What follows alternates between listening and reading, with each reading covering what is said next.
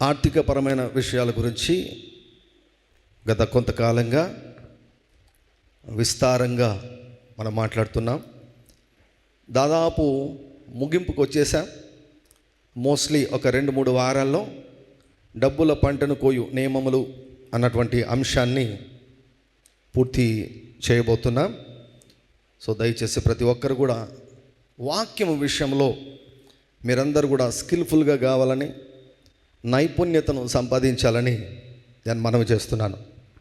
So దేవుని యొక్క కృపను బట్టి మనకు ఈ ప్రసంగాలన్నీ కూడా యూట్యూబ్లో ఉంటున్నాయి. రిపీటెడ్గా వినడం వలన అది మీ అందరికీ కూడా ఆశీర్వాదకరము అవుతుంది. నేను ఎప్పుడు చెప్తుంటాను, మన మనసు అన్నటువంటిది ఒక అయస్కాంతంలాగా పనిచేస్తుంది. మనసు అన్నటువంటిది అయస్కాంతంలాగా పనిచేస్తుంటుంది. మనసులో ఏమి ఉంటుందో అది ఈ ప్రపంచంలో ఎక్కడున్నా కూడా దానిని ఆకర్షిస్తుంది.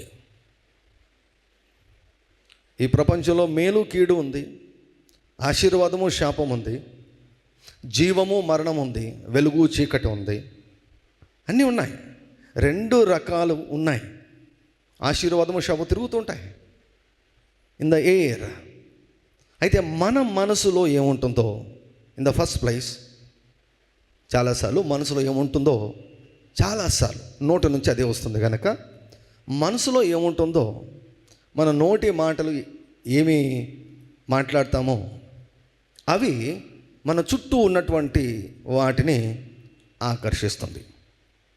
అందుకే దేవుని వాక్యము చేత మన మనస్సును సమృద్ధిగా నింపుకోవడము చాలా చాలా అవసరం.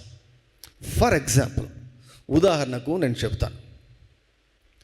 ద్వితీయోపదేశకాండం 2:8 ఉంటుంది, నీ దేవుడైన యెహోవా నీకు తోడుగా ఉన్నాడు, నీకు తక్కువేమీ ఉండదు. ఒకసారి ఆలోచించండి. ఈ వాక్యము మీ మనసులో మెదులుతూ ఉంటే, ఇప్పుడు నేను చెప్పిన ప్రకారము ఏం జరగాలి? నీ దేవుడైన యెహోవా నీకు తోడుగా ఉన్నాడు, నీకు తక్కువేమి కాదన్నటువంటి మాట మన మనసులో మెదులుతూ ఉంటే,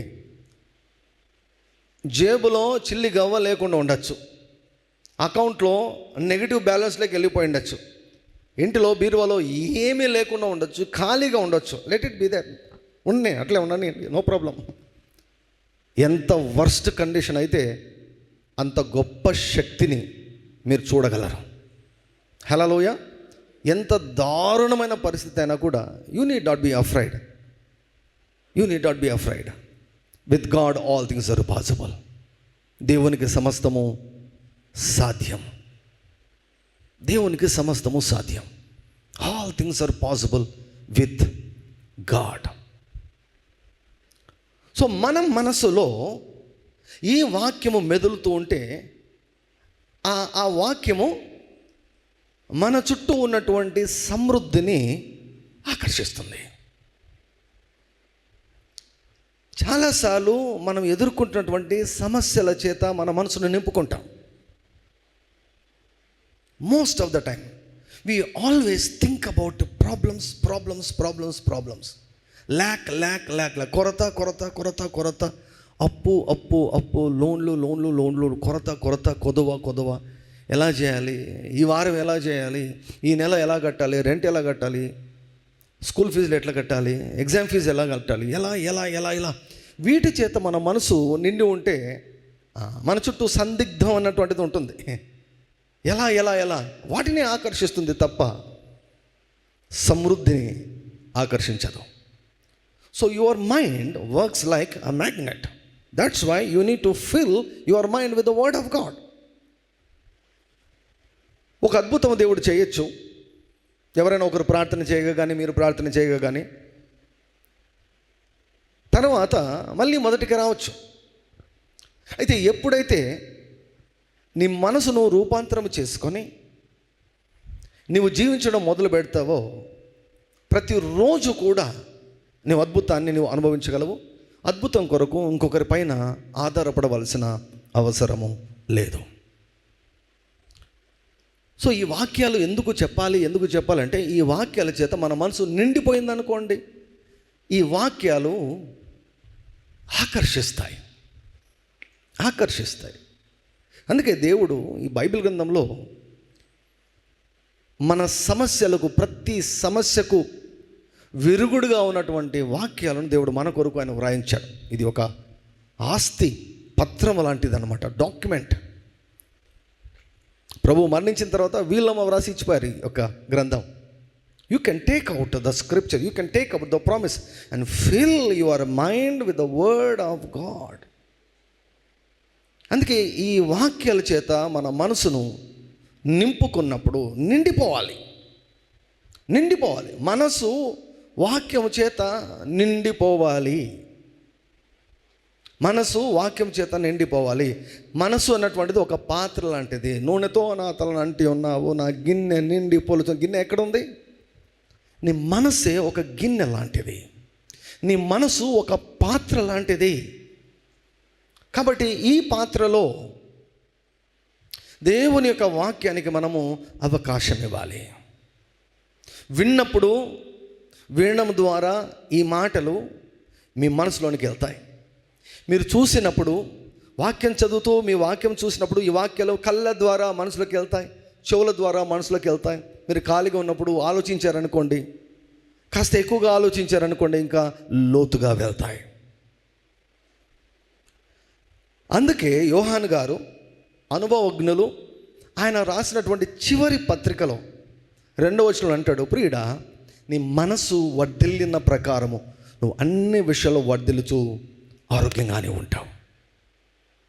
if you want to experience health in your body, నీ దేహంలో నువ్వు అనారోగ్యాన్ని నిజంగా, ఇఫ్ యు ఆర్ సీరియస్, నిజంగా నీవు అనుభవించాలంటే, ప్రతి ఒక్కరు కోరుకుంటారు. Wishing is different, strong desire is different. అయితే బాగుండు అనుకోవడం వేరు, స్వస్థత జరిగితే బాగుండడం అని వేరు, లేదు నాకు స్వస్థత ఖచ్చితంగా జరగాలని కోరుకోవడం వేరు.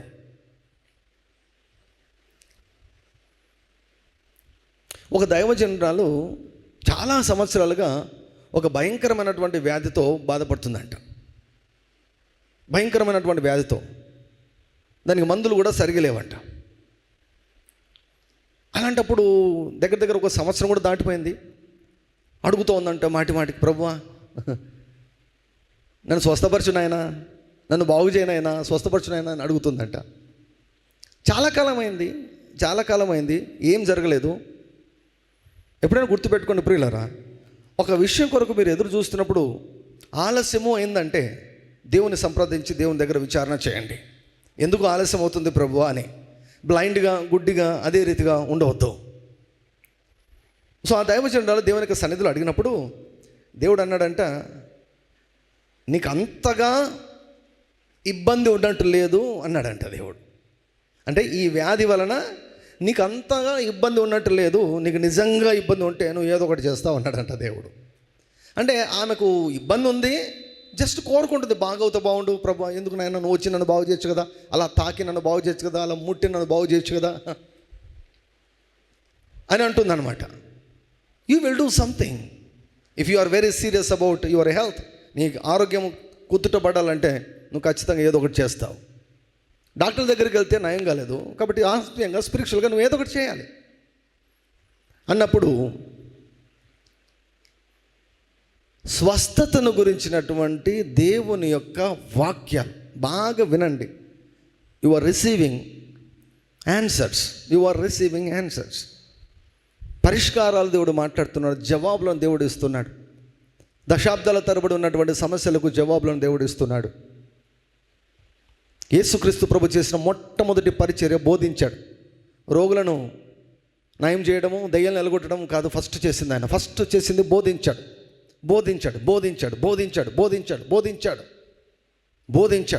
When he was moved with compassion, he preached, he taught. కనికరము చేత ఆయన కదిలించబడినప్పుడు వారికి ఏం చేశారు తెలుసా? బోధించాడు. అంటే వారి మనసులోనికి ఏమంటే వాక్యాన్ని పంపి వాక్యము చేత వారి మనసులను నింపేశాడు.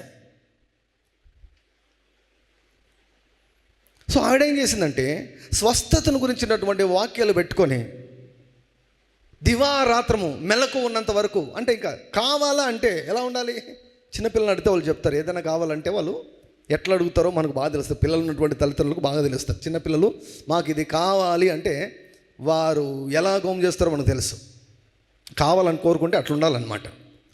సో 3 weeks 3 వారాలు డే అండ్ నైట్ స్పృహ ఉన్నంత వరకు వాక్యము చేత ఏం చేసింది తెలుసా? మనసును ఏం చేసింది తెలుసా? నింపుకుందంట.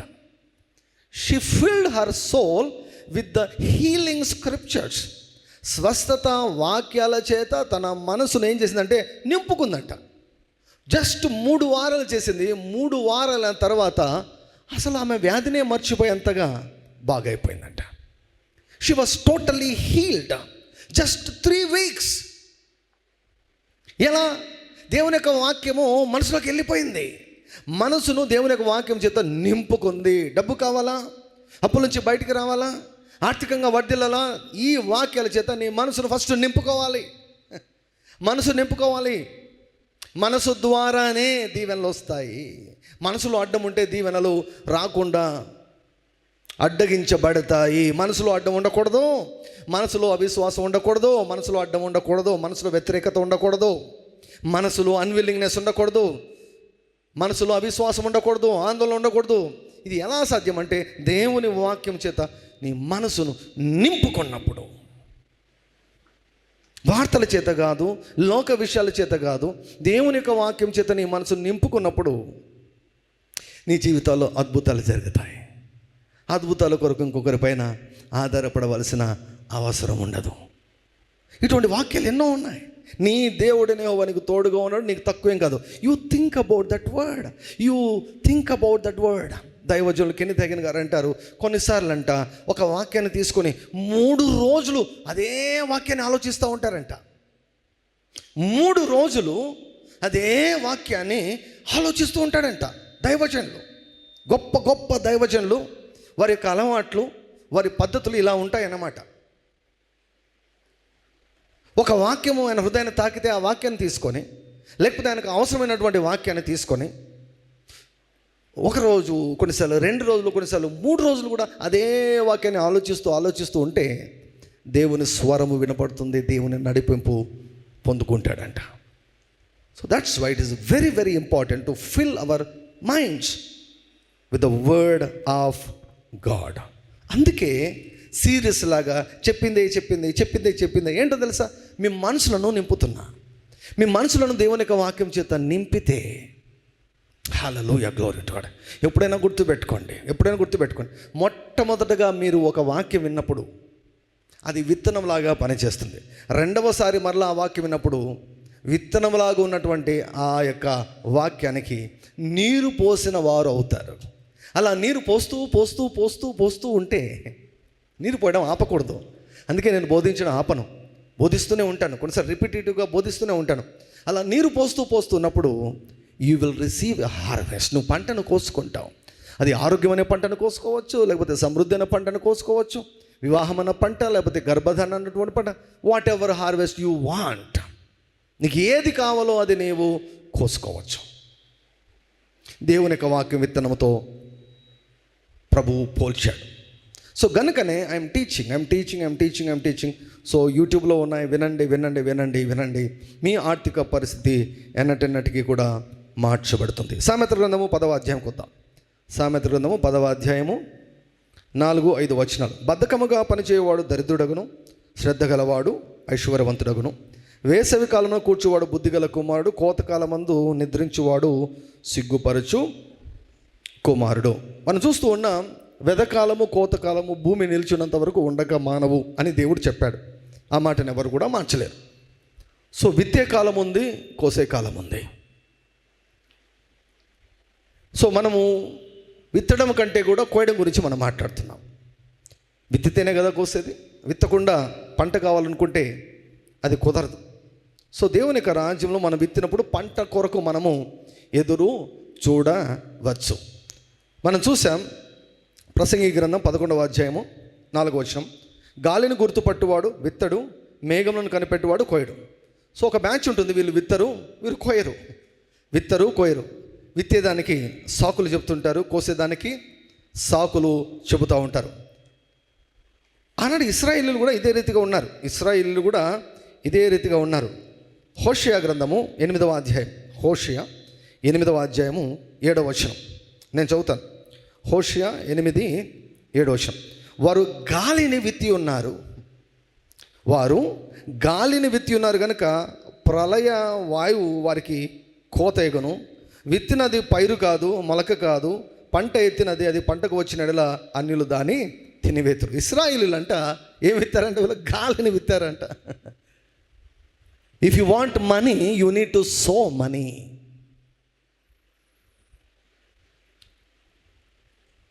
శనగ పంట కావాలంటే శనగలు విత్తాలి, బియ్యము రైస్ కావాలంటే రైసే విత్తాలి, గ్రౌండ్నట్స్ పల్లీలు శనగకాయ విత్తనాలు కావాలంటే శనగకాయ విత్తనాలి, డబ్బు కావాలంటే డబ్బే విత్తాలి. వీరేం చేశారంట? గాలిని విత్తారంట. గాలిని విత్తారు కాబట్టి ఏం కోసుకుంటారు వాళ్ళు? గాలినే కోసుకుంటారు. గాలిని గుర్తుపట్టువాడు విత్తడు, మేఘమును గుర్తుపట్టువాడు కోయడు. సో విత్తేదానికి సాకులు చెప్పకూడదు, కోసేదానికి సాకులు చెప్పకూడదు. విత్తే సమయం ఒకటి ఉంది, కోసే సమయము ఒకటి ఉంది. దేవుని యొక్క వాక్యంలో ఈ ప్రిన్సిపల్స్ అన్నీ కూడా విస్తారంగా ఆయన మన కొరకు ఆయన వ్రాయించారు. కొరింథీయులకు వ్రాయినటువంటి మొదటి పత్రిక 16వ అధ్యాయం. కొరింథీయులకు వ్రాయినటువంటి మొదటి పత్రిక 16వ అధ్యాయం 1వ వచనం నుంచి నేను చదువుతాను. పరిశుద్ధుల కొరకైన కానుక విషయమైతే నేను గలతీయ సంఘములకు నియమించిన ప్రకారము మీరును చేయుడి. నేను వచ్చినప్పుడు చందా పోగు చేయకుండా ప్రతి ఆదివారమున మీలో ప్రతి వాడును తాను వర్ధిల్లిన కొలది తన యొద్ద కొంత సొమ్ము నిలువ చేయవలెను. సంఘ పరిచర్యలో కానుకలు ప్రతి ఆదివారం పట్టడం అన్నటువంటిది వాక్య ప్రకారం. ఇక్కడ పౌలు గారు కొరింథీ సంఘానికి బోధిస్తూ ఏం చెప్తున్నారంటే, మీరు వర్ధిల్లిన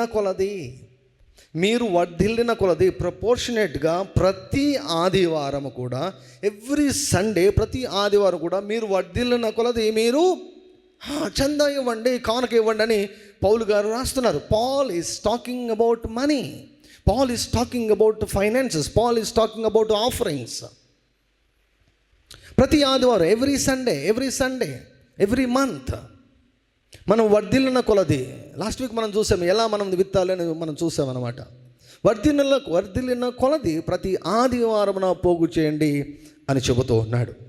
సో పౌలు గారు రెండవ పత్రికలో 8వ అధ్యాయము ప్లస్ 9వ అధ్యాయం 2 అధ్యాయాలు కంప్లీట్గా మనీ గురించి వ్రాశాడు, కంప్లీట్గా డబ్బు గురించి వ్రాశాడు. 8వ అధ్యాయం 9వ అధ్యాయం 2 అధ్యాయాలు పూర్తిగా మనీ గురించే. 8, 9 2 అధ్యాయాలు కూడా పూర్తిగా మనీ గురించి వ్రాశాడు. ఇక్కడ కృపను గురించి వ్రాశాడు. ఏం కృప అంటే తెలుసా? ఇచ్చే కృప. మనం అడగాలి దేవునికి, ప్రభువా నీ రాజ్యంలో విత్తేదానికి నాకు కృపను దయచేయండి ప్రభువా, కృపను దయచేయండి ప్రభువా. 8వ అధ్యాయంలో చూడండి 1వ వచనం, సహోదరులారా మాసిదోనియా సంఘములకు అనుగ్రహింపబడిన దేవుని కృపను గూర్చి మీకు తెలియజేయుచున్నాము. ఏలయనగా వారు బహుశ్రమల వలన పరీక్షింపబడగా అత్యధికంగా సంతోషించిరి, మరియు వారు నిరుపేదలైనను వారి దాతృత్వము బహుగా విస్తరించెను. మాసిదోనియా సంఘానికి ఒక రకమైన కృప అనుగ్రహించబడిందంట. ఈ కృప పనిచేసినప్పుడు ఈ మాసిదోనియా సంఘ వారు అంతవరకు ఎలా ఉన్నారు తెలుసా? నిరుపేదలంట. నిరుపేదలు. వారు నిరుపేదలుగా ఉన్నారు, కానీ ఆ పేదరికంలో వారు అలాగే స్థిరపడి ఉండలేదు. నిరుపేదలు కానీ వారి దాతృత్వం అంట బహుగా విస్తరించిందంట. ఇది కృప. నిరుపేదలైనా కొన్నిసార్లు ధనవంతుల కంటే బీదలే చాలా ధారాళంగా ఉంటారు. వారికి ఉన్నది కాస్తైనా కూడా ఇచ్చేదానికి వెనుకాడరు. వారు మంచి మనసున్నటువంటి వారు ఉంటారు. సో అలా వీరు నిరుపేదలైనను వీరి దాతృత్వం అన్నాడు. అంటే ఇచ్చే విషయంలో వారు దేవుని కృపను పొందుకున్నారంట కనుక వారి దాతృత్వం బహుగా విస్తరించిందంట. ఎంత విస్తరించిందంటే 3వ వచనం చూడండి. ఈ కృప విషయంలోను పరిశుద్ధుల కొరకైన పరిచయలో పాలు పొందే విషయంలోను మనఃపూర్వకంగా మమ్మల్ని వేడుకొనుచు వారు తమ సామర్థ్యం కొలదిగాక సామర్థ్యం కంటే ఎక్కువగా తమంతట తామే ఇచ్చిరని మీకు సాక్ష్యం ఇచ్చుచున్నాను.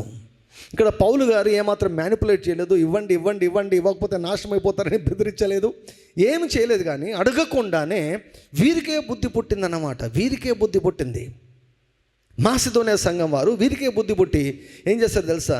పౌలు గారు, వద్దు వద్దు వద్దు, మీరు నిరుపేదలు, మీ దగ్గర కానుక తీసుకోవాలంటే నాకు చాలా ఇబ్బందిగా ఉంది, మీరే ఇబ్బందులో ఉన్నారు, మీ దగ్గర తీసుకోవాలంటే ఇబ్బందిగా ఉంది అంటే వారు వేడుకొనొచ్చు, బ్రతిమలాడచ్చు, మీకు ఇస్తే మేము దీవించబడతాం, మీకు ఇస్తే మేము దీవించబడతాం. నేను నేర్చుకున్నాం, వాక్యాన్ని మేము నేర్చుకున్నాం, మేము ఇప్పుడు విత్తుతూ ఉన్నాము.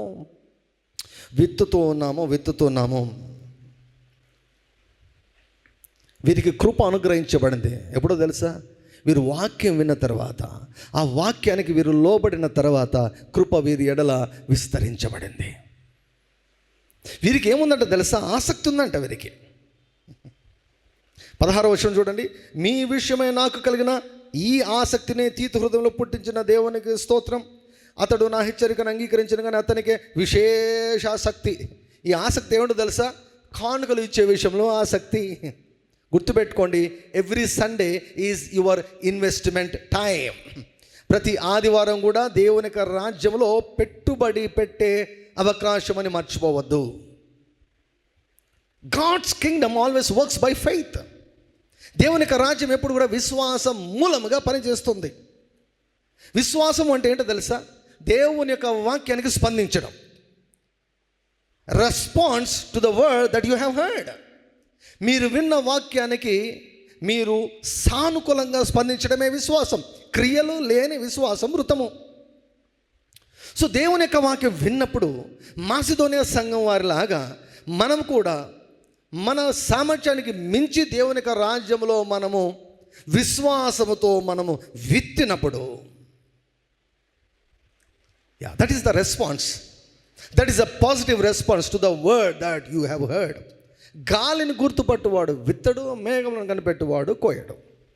సో విత్తే విషయంలో సాకులు చెప్పకుండా ప్రతి ఆదివారం కూడా దేవుని యొక్క వాక్యాన్ని ఆధారం చేసుకుని, ప్రభువా, I'm sowing, I'm investing in your Kingdom, what ever it may be. విత్తనాలు ఎప్పుడు చిన్నగానే ఉంటాయండి. విత్తనాలు ఎప్పుడు కూడా చిన్నగానే ఉంటాయి. కొన్ని చెట్లు, కొన్ని వృక్షాలు కదా 1000 సంవత్సరాలు, 2000 సంవత్సరాలు గెత్సేమనే తోటలో ఇప్పటికీ ఉన్నాయి కదా, ఒలివ చెట్లు ఇప్పటికి ఉన్నాయి. ప్రభు ఉన్నప్పుడు అంట, ప్రభు గురించి సాక్ష్యం ఇవ్వగలిగే చెట్లు ఉన్నాయట 2000 సంవత్సరాలు. ఒకటే చెట్టు 2000 సంవత్సరాలు. కొన్ని చెట్లు చాలా భారీగా అయిపోతాయి. మన మరిమాన్ ఉంది కదా, 5 ఎకరాలు ఏమో ఉంది అనుకుంటా నాకు తెలిసి, మొత్తం వ్యాపించింది. అదంతా పుట్టింది చిన్న విత్తనం కదా, చిన్న విత్తనమే, స్మాల్ సీడ్. ఒక చిన్న విత్తనంలో దేవుడు ఎంత సామర్థ్యాన్ని పెట్టాడంటే 200 అడుగులు ఎత్తు పెరిగే ఓ ఎకరం స్థలాన్ని అంతా ఆక్రమించగలిగేంత సామర్థ్యాన్ని ఓ చిన్న విత్తనంలో పెట్టాడు. The money that you have is a seed. Don't forget, don't under estimate the money that you have. నీ దగ్గర ఉన్నటువంటి ధనం గురించి ఎప్పుడు కూడా తక్కువ అంచనా వేయొద్దు. ఈ 10 రూపాయలు ఏమైపోతుంది, ఈ 100 రూపాయలు ఏమైపోతుంది. No no no, never never never never underestimate the seed. విత్తనాలు ఎప్పుడు కూడా చిన్నగానే ఉంటాయి. విత్తనాలు ఎప్పుడు కూడా చిన్నగానే ఉంటాయి. కానీ విశ్వాసంతో విత్తాలి. ఏదో కానుకల టైం కదా, ఏదో ఒకటి ఇచ్చేద్దాం. No no no, that is not. అలా అయితే అసలు ఇవ్వనే వద్దు. అలా అయితే పంట పైన నీ యొక్క దృష్టి నుంచి దేవునితో మాట్లాడి ఇంటి దగ్గర బయలుదేరేట, Lord today I'm going to give this offering to you. రహస్యంగా నీ తండ్రితో మాట్లాడు. రహస్యంగా దేవుని యొక్క రాజ్యంలో నువ్వు విత్తు. బహిరంగంగా దేవుడు నీకు బహుమానం దయచేస్తాడు. ఒకవేళ ఇచ్చేదానికి స్ట్రగుల్ అవుతున్నావా? అంత సులభం కాదు. దేవుని అడగాలి, ప్రభువా grant me grace of God. Macedonia సంఘానికి ఇచ్చినటువంటి ఆ యొక్క కృప నాకు కూడా ఈ ప్రభువా. నేను సనుగు కొనకుండా బలవంతంగా కాక ఉత్సాహంగా నేను ఇవ్వాలయ్యా. ఉత్సాహంగా నీ రాజ్యంలో నేను విత్తాలయ్యా. ఉత్సాహంగా నీ రాజ్యంలో విత్తాలయ్యా. ఎందుకంటే ఉత్సాహంగా ఇచ్చేవారిని దేవుడు ప్రేమించును అని వ్రాయబడింది. 9వ అధ్యాయం 3వ వచనం చూడండి, 2వ వచనం చివరి భాగం. మీ ఆసక్తిని చూచి అనేకులు ప్రేరేపించబడి. 8, 9 అంతా ఆసక్తి ఆసక్తి ఆసక్తి ఆసక్తి, passion, desire. What is this desire? Investments. దేవుని యొక్క రాజ్యంలో విశ్వాసముతో పెట్టుబడి పెట్టాలి. విశ్వాసంతో కానుకలు ఇవ్వండి. నేను అందుకే ఎప్పుడు చెప్తుంటాను, బలలో పాల్గొన్న తర్వాత విశ్వాసముతో విధేయతతో దేవునికి రాజ్యంలో కానుకలు విత్తుదాం. That's a very very powerful word. అందులో చాలా అర్థం ఉంది. విశ్వాసంతో ఇవ్వాలి దేవునికి, విధేయతతో దేవునికి ఇవ్వాలి. కొన్నిసార్లు దేవుడు చెబుతాడు, ఎంత విత్తాలో చెబుతాడు. స్పెసిఫిక్గా విత్తి, ప్రభువా నీ రాజ్యంలో నేను విత్తుతున్నాను. నేను సాకులు చెప్పడం లేదు, ఇశ్రాయేలులాగా గాలిని నేను విత్తడం లేదు, కానీ డబ్బుని నేను విత్తుతున్నాను. పంటను కోసుకునే దానికి నేను డబ్బులు విత్తుతున్నాను. అయ్యా, నన్ను పేదరికం నుంచి బయటికి లాగు, నన్ను అప్పుల నుంచి నన్ను విడిపించు, అప్పుల వాళ్ళ నుంచి నన్ను విడిపించు, లోన్ల నుంచి నన్ను విడిపించు. గ్రాంట్ మీ గ్రేస్ ఓ గాడ్. ఈ విత్తనాన్ని వాడుకొని నాకు పంటను దయచేయండి అయ్యా. I want 100-fold harvest.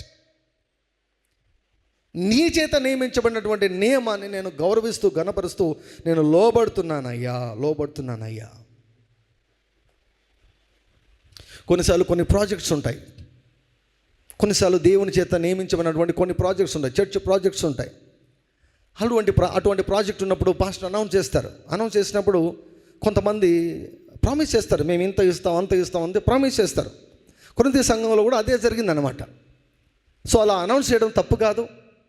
So మీరు ప్రేరేపించబడిన కొలది మీరు దేవునికి రాజ్యం విత్తనని చెప్పడం కూడా తప్పు కాదు. ఎందుకంటే ఇక్కడ చూడండి 5వ వచనం, 9వ అధ్యాయం 5వ వచనం, కావున లోగడ ఇచ్చేదమని మీరు చెప్పిన ధర్మము పిసినితనముగా ఇయ్యక ధారాళముగా ఇవ్వాలని చెప్పి సహోదరులు మీ వద్దకు ముందుగా వచ్చి దాన్ని జమ చేయుటకి వారిని హెచ్చరించుట అవసరమని తలంచితిని. కొంచెముగా విత్తువాడు కొంచెముగా పంట కోయును, సమృద్ధిగా విత్తువాడు సమృద్ధిగా పంట కోయును అని ఈ విషయమై చెప్పవచ్చును. సమృద్ధి కావాలా, సమృద్ధిగా విత్తాలి. కొంచెం చాలా కొంచెమే విత్తాలి. కొంచెం విత్తితే కొంచెం పంట, సమృద్ధిగా విత్తితే సమృద్ధిగా పంట. పరిమితి లేదు, హద్దు లేదు. విత్తేదానికి సాకులు చెప్పవద్దు. You give in to the kingdom of God. It is an investment. అది పెట్టుబడి లాంటిది, మర్చిపోవద్దు. దేవునికి రాజ్యంలో కానుకలు ఇస్తే అది పోయినట్లు కాదు. అది పంటలాగా నీ దగ్గరికి తిరిగి వస్తుంది, పంటలాగా తిరిగి వస్తుంది. సో బై ఫెయిత్ దేవుడు నీకు పంటనిస్తాడు. నీవు పంటను కోసుకోవాలి. విత్తే విషయంలో ఆసక్తి కలిగి ఉండాలి, కోసే విషయంలో కూడా ఆసక్తి కలిగి ఉండాలి. ఎంత ఆసక్తితో ఉత్సాహంతో దేవునికి ఇస్తామో అంతే ఆసక్తితో మన పంటను గురించి కూడా మనము దేవుని దగ్గర విచారణ చేస్తూ ఉండాలి. ఒక ప్రోడక్ట్ను మనం ఆన్లైన్లో బుక్ చేసామనుకోండి, లేట్ అయిందనుకోండి, మనం ఏం చేస్తాం? వెంటనే కాంటాక్ట్ చేస్తాం, ఈ ప్రోడక్ట్ మేము బుక్ చేసాం, ఇంకా రాలేదు, ఎక్కడ ఉంది కదా. You can track your product. నీ ఐటమ్ ఎక్కడ ఉందో, అక్కడ బయలుదేరిందా లేదా, లేకపోతే మీరున్న ఊర్లోకి వచ్చిందా లేదా, లేకపోతే ఊర్లోకి వచ్చి మీ ఇంటి దగ్గరికి వస్తుందా, ఆన్ ద వే ఉందా, ఎక్కడ ఉందో కూడా ట్రాక్ మీరు చేయవచ్చు. So by faith and reap by faith. విశ్వాసముతో విధేయతతో విత్తాలి, విశ్వాసంతో విధేయతతో కోయాలి. విశ్వాసంతో విధేయతతో విత్తాలి, విశ్వాసంతో విధేయతతో కోయాలి. First of all believe that you have a harvest. Believe that you have a harvest.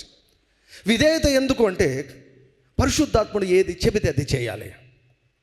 ఆటోమేటిక్గా నీవు ఉన్న చోటికి రాదు. నీవు చేయవలసిన పని ఉంటుంది. కొడవలి నీవే తీసుకోవాలి, పంట నువ్వే కోయాలి. దేవుడు ఏదైనా సలహా చెప్పినప్పుడు మనము ఆ సలహాను పాటించే స్థితిలో లేకుంటే దానిని నిద్రావస్థ అంటాం. పేతురు అలసిపోయాడు, రాత్రంతా ప్రయాసపడ్డాడు, అలసిపోయాడు. కాబట్టి అలసిపోతే ఏం చేయాలి? పేతురు వెళ్ళి పడుకొని నిద్రపోవాలి. కానీ పేతురుకు మంచి అవకాశం వచ్చింది. ఏం అవకాశం? విత్తే అవకాశం.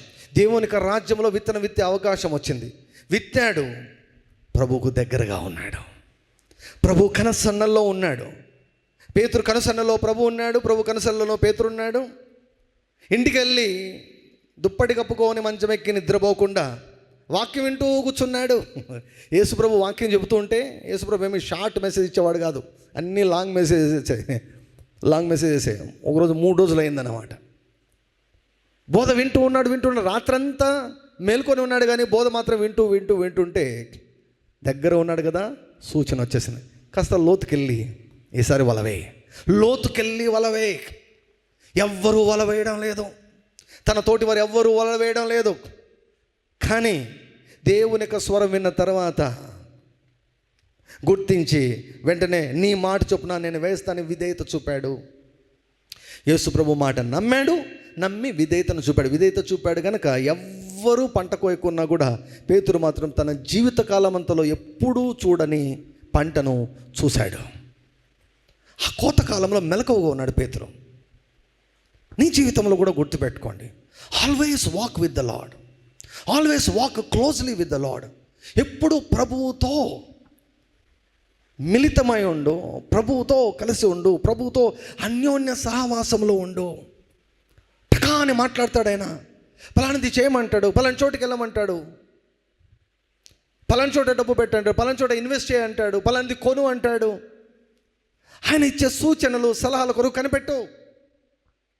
విత్తడం ఒక్కడే సరిపోదు, విత్తిన తర్వాత నాకు పంట వస్తుందని మాట్లాడు. You always be positive. రెండవది, దేవుడు ఎప్పుడు ఏమి చెబితే అది చేసేదానికి రెడీగా ఉండు. By faith and obedience you can reap your harvest. అందుకే దేవునితో సహవాసంలో మనం ఉండాలండి. ప్రార్థన అన్నటువంటిది అందుకే చాలా ప్రాముఖ్యం. దేవుని యొక్క వాక్యం చదవడం అన్నటువంటిది అందుకే ఎంత ప్రాముఖ్యం. చాలాసార్లు వీ మిస్ అవర్ హార్వెస్ట్. పంట ఏమో అలాగే ఉంటుంది, మనం చచ్చిపోయేంత వరకు మన పేరు మీద ఉన్నటువంటి పంట అలాగే ఉంటుందండి. మనం మరణించేంత వరకు ఆ పంట ఎవ్వరు కూడా తీసుకున్న దానికి రైట్ లేదు. యోహాను సువార్త 4వ అధ్యాయం. యోహాను సువార్త 4వ అధ్యాయం.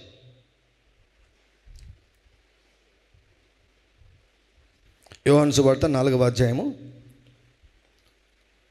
35వ వచనం నుంచి నేను చదువుతాను. యోహాను సువార్త 4వ అధ్యాయము 35వ వచనం నుంచి.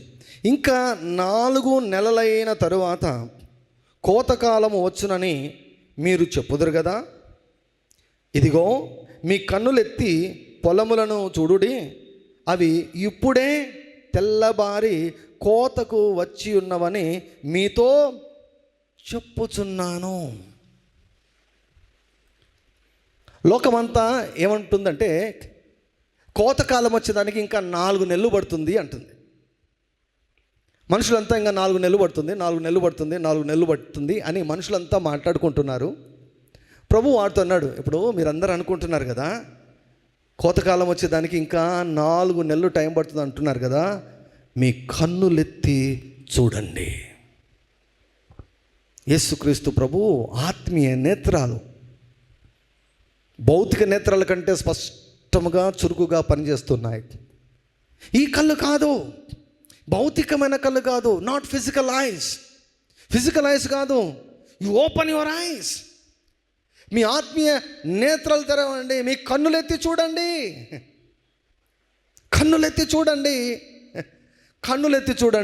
ఆల్రెడీ కోతకాలము వచ్చేసింది.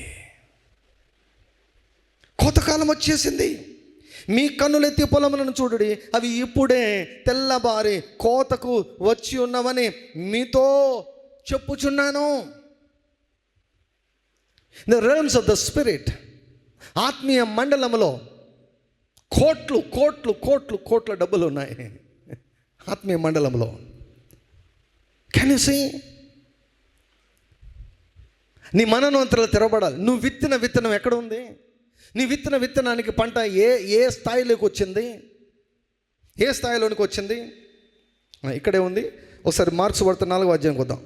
మార్క్స్ వార్త 4వ అధ్యాయం 26వ వచనం. మార్క్స్ వార్త 4వ అధ్యాయము 26వ వచనం.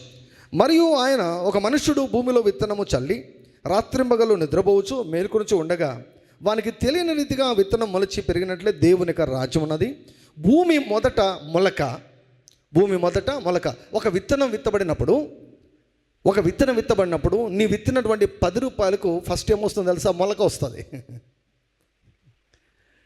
నీ విత్తినటువంటి 100 రూపాయలు, లేకపోతే 200 రూపాయలు, లేకపోతే 500 రూపాయలు ఏమొస్తుంది తెలుసా? మొలక వస్తుంది. మొదటగా మొలక, భూమి మొదట మొలకను, తరువాత వెన్నును, రెండో స్టేజ్ వెన్ను, అటు తర్వాత ఆ వెన్నులో ముదురు గింజలు తనంతటా తానే పుట్టించును, దేవుడు పుట్టించాడు. మొలక, వెన్ను, ముదురు గింజలు. మొలక, వెన్ను, ముదురు గింజలు. మొలక, వెన్ను, ముదురు గింజలు. 29 వచ్చిన, పంట పండినప్పుడు కోతకాలము వచ్చినదని సేద్యగాడు వెంటనే కొడవలి పెట్టి కోయునని చెప్పాను. పంట పండినప్పుడు కోతకాలము వచ్చినదని తెలుసుకోవాలి. నీ విత్తనము ఏ స్టేజ్లో ఉందో తెలుసుకోవాలి. మొలక స్టేజ్లో ఉందా, లేకపోతే వెన్ను స్టేజ్లో ఉందా, లేకపోతే ముదురు గింజల స్టేజ్లో ఉందా, లేకపోతే కోయబడేదానికి రెడీగా ఉందో. You must design, you must know, you must see, you must hear. చాలామంది దేవుని రాజ్యంలో కానుకలు విత్తేసి మర్చిపోతారు. ఏ రోజు ఎంత ఇచ్చింది కూడా గుర్తుండదు వారికి. బట్ తెలియకుండానే, మీకు తెలియకుండానే, మనకు తెలియకుండానే మన విత్తినటువంటి విత్తనము మొలక అవుతుంది, తర్వాత ఎదుగుతుంది, వెన్ను పుడుతుంది, దానిలో గింజలు పుడతాయి, పంట పండుతుంది, కోతకాలం మనకు రెడీగా ఉంటుంది. మనము ఈ లోకానుసారంగా ఆలోచిస్తుంటాం. నేను కానుక విత్తా, నాకేం రాలేదే, పంట రాలేదే అని మనం అనుకుంటుంటాం. అసలు ఏ స్టేజ్లో ఉందో నీకు తెలుసా? అక్కడ యేసుప్రభు టైంలో ఆయన అంటున్నాడు, ఇంకా 4 నెలలు అంటున్నాడు కదా. కాదు 4 నెలలు కదా, రెడీగా ఉంది చూడు, పంట రెడీగా ఉంది చూడు. Go and reap the harvest. మీరు వెళ్ళి పంట కోయండి.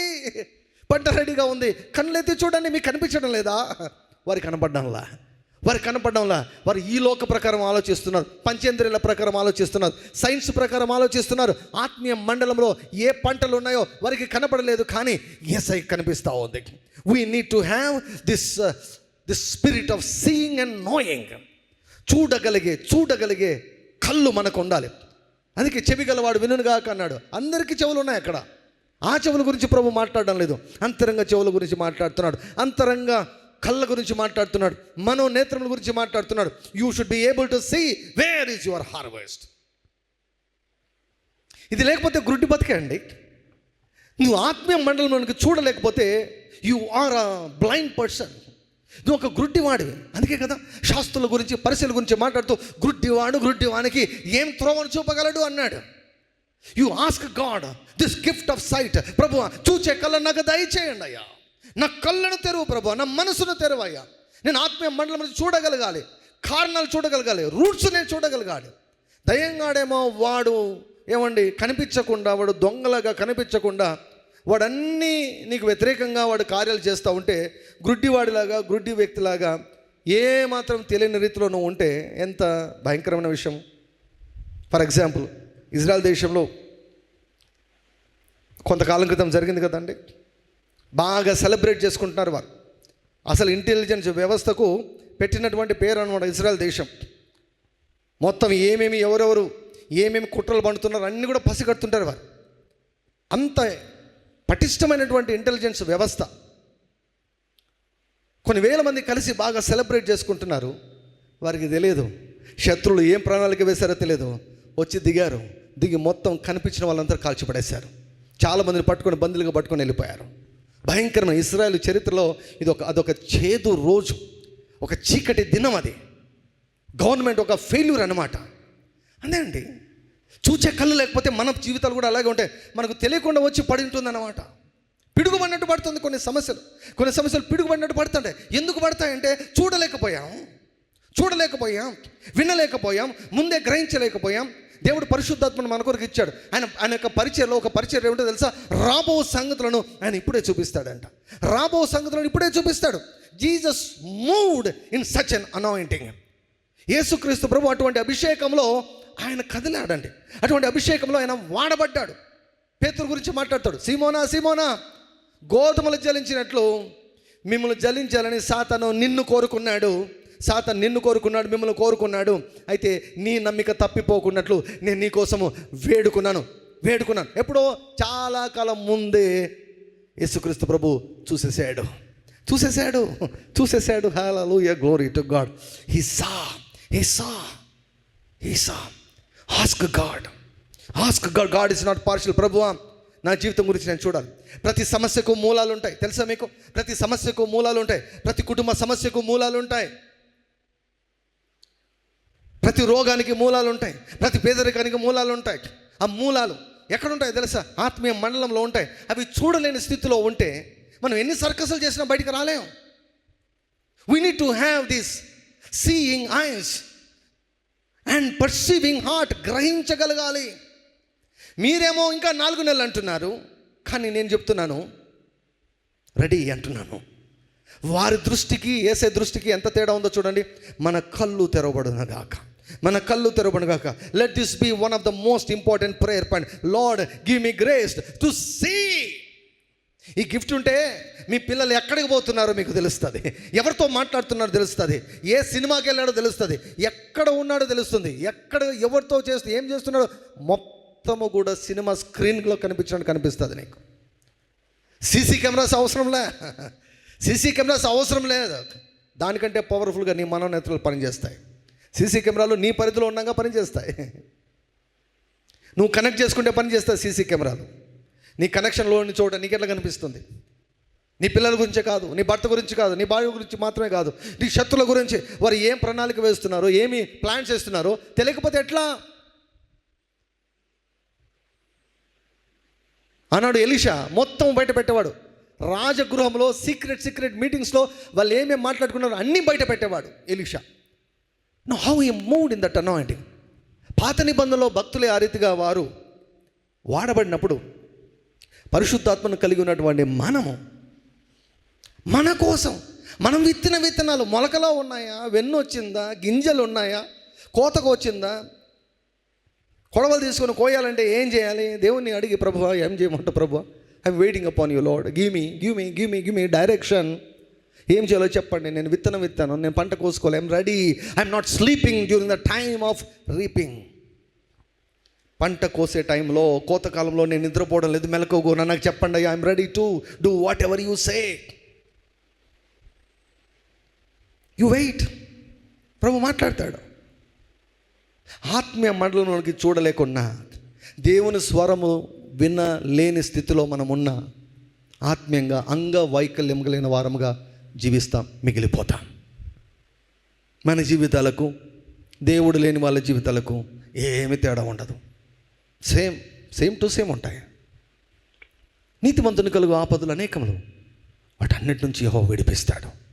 సమస్యలు మనకు వాళ్ళకు రావచ్చు, కానీ మనకు సహాయం ఉంది, మనకు నడిపింపు ఉంది, మనకు దేవుడు ఉన్నాడు, మనకు పరిశుద్ధాత్ముడు ఉన్నాడు. కాబట్టి sow in faith, wait in faith, reap in faith.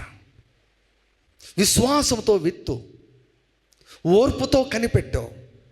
పంట పండినప్పుడు దేవుడు నీకు తెలియజేస్తాడు. దేవునికి సన్నిహితంగా ఉండు. మందబారిన స్థితిలో నీ మనసును, హృదయాన్ని పెట్టుకోవద్దు. మూయబడినటువంటి కన్నులు కలిగి ఉండవద్దు. ఒక్క వాక్యం చూపించి నేను ముగిస్తాను. Thank you Lord Jesus. మత్తయి సువార్త 13వ అధ్యాయము, 13వ వచనం బాగా గుర్తుపెట్టుకోవచ్చు. 13. ఈ ప్రజలు కన్నులారా చూచి, చెవులారా విని, హృదయంతో గ్రహించి, మనసు త్రిప్పుకొని నా వలన స్వస్థత పొందకూడనట్లు వారి హృదయము క్రొవ్వినది, వారు చెవులు వినుటకు మందములైనవి, వారు తమ కన్నులు మూసుకొని ఉన్నారు. 3 areas very important.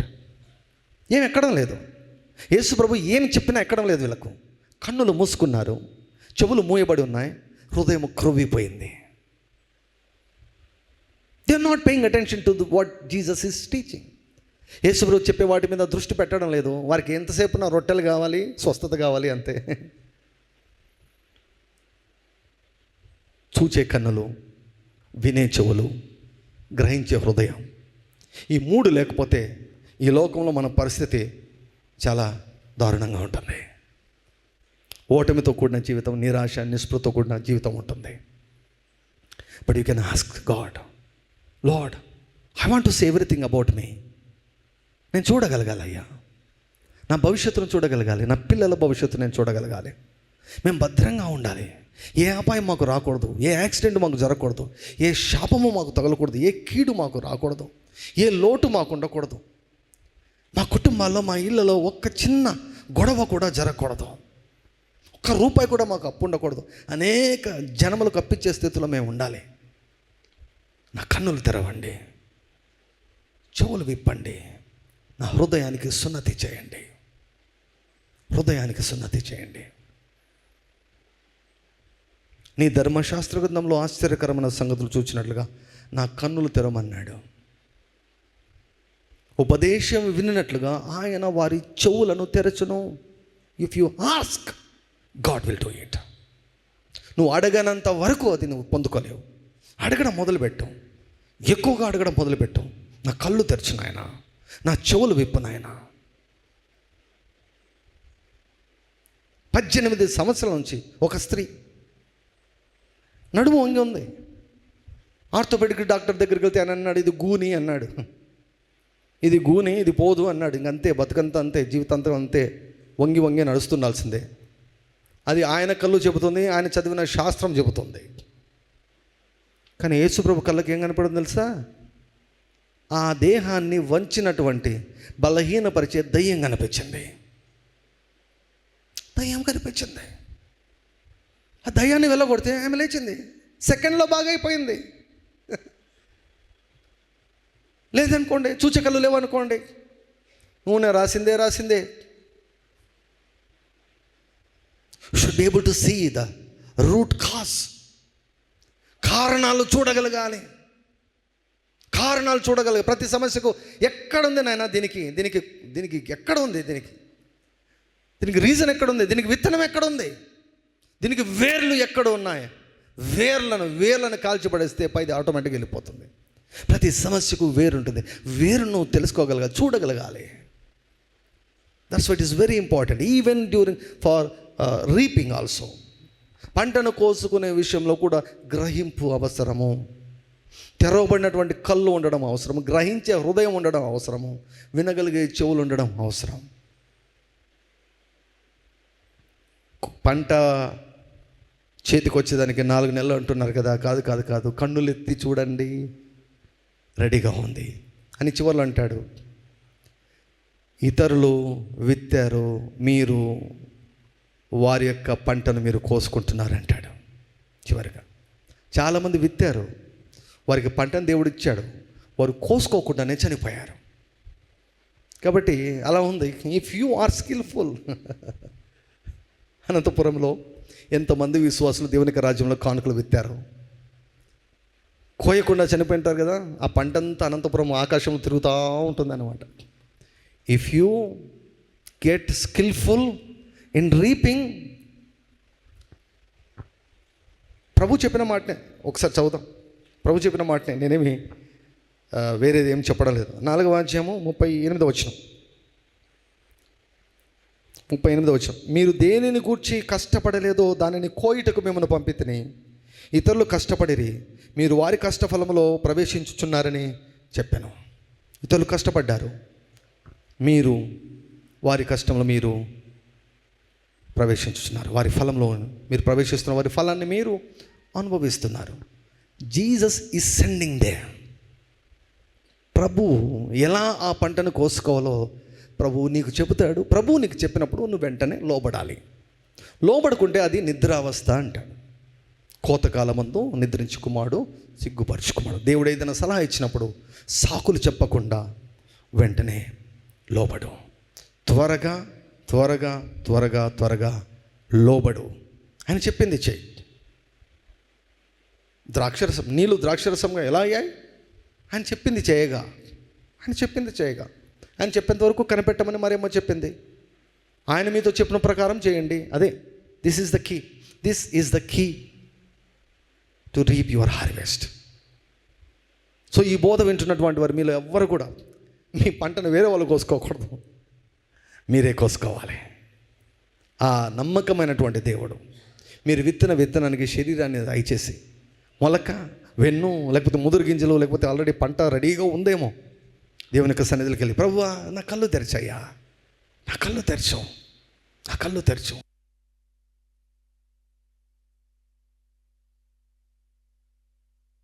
Thank you Lord Jesus. Open the eyes of my understanding, open the eyes of my understanding, help me to see my harvest. నా పంటను నేను చూసేదానికి నా కళ్ళు తెరవండి, నా చెవులను విప్పండి, నా హృదయాన్ని తెరవండి. మరలా వినండి యొక్క ప్రసంగాన్ని, మరలా వినండి, ఎక్కువగా ప్రార్థన చేయండి. మీ హార్వెస్ట్ మీరు చూసినప్పుడు మీ పంటను మీరు కోసుకుంటారు. దేవుడి యొక్క మాటలు మన వెనుకలో ఆయన ఫలింప చేయును గాక.